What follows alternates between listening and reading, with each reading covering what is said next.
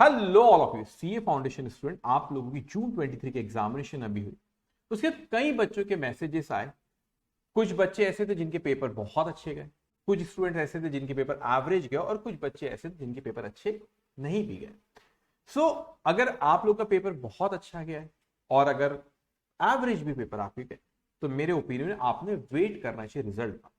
और जब भी मैं सीए इंटरमीडिएट की क्लास हम लोग अनाउंसमेंट कुछ दिनों में आएंगे, तो उसके बाद उसमें मैं सारी चीजें डिटेल डिस्कस करूंगा। और आपने भी बिल्कुल भी जल्दबाजी इंटर की क्लास के लिए नहीं करना चाहिए। वो इसलिए क्योंकि सिलेबस बहुत चेंज हुई, स्पेशली अकाउंट्स। आप लोग का अकाउंट्स में बहुत से चैप्टर्स हट गए इंटर लेवल पे, और अकाउंटिंग स्टैंडर्ड जो ऐड हुआ है वो सारे के सारे अकाउंटिंग स्टैंडर्ड इंटर लेवल पे आपके इंस्टीट्यूट का मटेरियल चेंज हुआ है। सो बहुत से चेंजेस हुई है, तो जल्दबाजी नहीं करना। कुछ ही दिन में सी इंटर की बैच कब से शुरू होगी, वो लाइव बैच रहेगी और उसके बारे में अनाउंसमेंट आएंगे।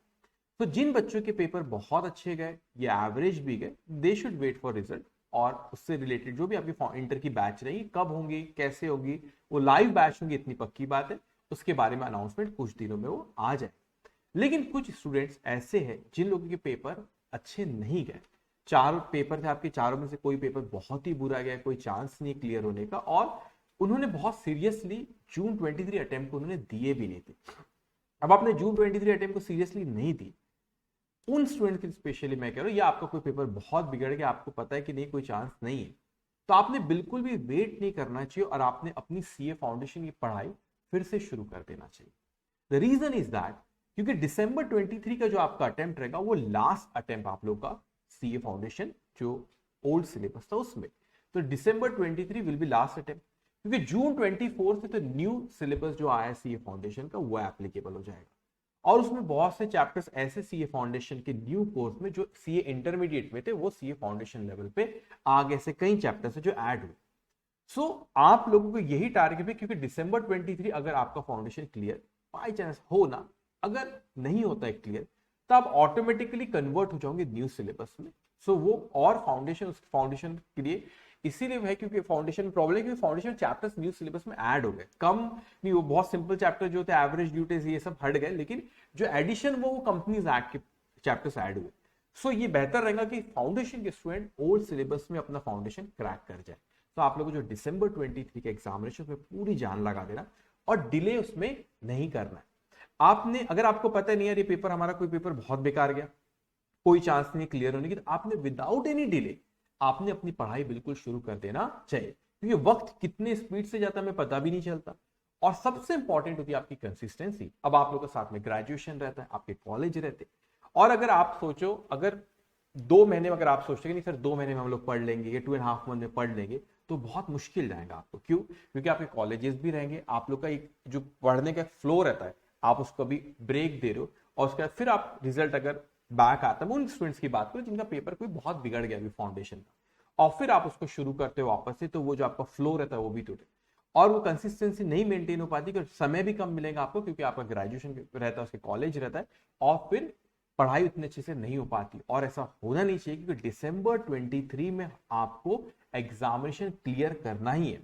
तो विदाउट एनी डिले आप ये मत सोचो, आपको पता है पेपर बहुत बिगड़ा है, कोई पता है कि चांस नहीं है, तो आपने विदाउट एनी डिले आपने पढ़ाई अपनी शुरू कर देना चाहिए, पढ़ाई अपनी शुरू कर देना चाहिए। और कंसिस्टेंसी सबसे इंपॉर्टेंट चीज होती है, आप कंसिस्टेंट रहो। ऐसा मतलब मैं ये नहीं करूंगा एक दिन में, हो सकता है आपके कॉलेज हो, आपकी दूसरी रिस्पॉन्सिबिलिटी भी हो, लेकिन ऐसा ना हो कि आप एकदम से आखिरी मोमेंट पे देखो 2 महीने में पढ़ लेंगे, अब जब नहीं होगा। रोज पढ़ो, अभी से थोड़ा थोड़ा पढ़ो, लेकिन रोज पढ़ो।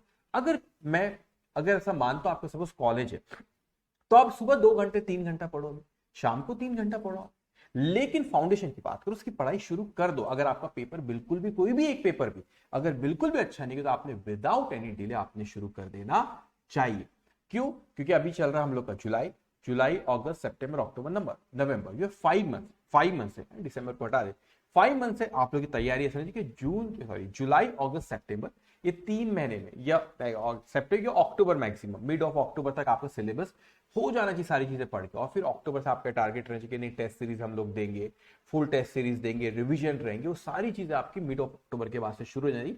ताकि इस अटेम्प्ट में कोई पेपर आपका दिसंबर 23 में कोई चांस ही ना रहे कि पेपर बिगड़े, और 100% शॉर्ट रहे कि नहीं हमको दिसंबर 23 पास करना ही रहेगा। और कर सकते, क्यों नहीं कर सकते, बस कंसिस्टेंसी एक की आपकी सक्सेस की, बस कंसिस्टेंसी आपको रखना है और बिल्कुल भी फ्लो तो उठना नहीं चाहिए। तो आप विदाउट एनी डिले अपनी पढ़ाई शुरू कर देना चाहिए। आप जो पेपर बल्कि आपको वीक लगता है तो उसको भी आपने शुरू करा। जनरली जो कॉमर्स बैकग्राउंड के रहते हैं 11 12 जिनका कॉमर्स से किए हुए रहते हैं उन लोग का मैथ्स थोड़ा सा वीक रहता है।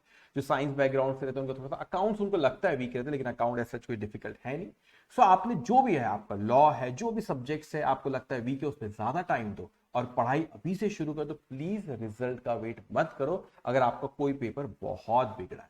और जिनका पेपर एवरेज गया या अच्छे पेपर गए चार, दे शुड वेट फॉर, आप रिजल्ट का वेट करो और उसके बाद इंटर का अनाउंसमेंट होगा। जल्दबाजी नहीं करना है क्योंकि इंटर में मटेरियल में बहुत कुछ चेंजेस रहेंगे अब, ठीक है, मटेरियल में बहुत कुछ चेंजेस रहेंगे और उसके बारे में जल्दी से अनाउंसमेंट आएगा, उसकी बैच कब से रहने वाली है।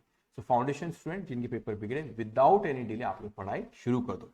और if you want to purchase CA foundation account, तो उसका भी लिंक डिस्क्रिप्शन बॉक्स में मैंने शेयर कर दिया, तो वहां से आप उसको एनरोल कर सकते हैं।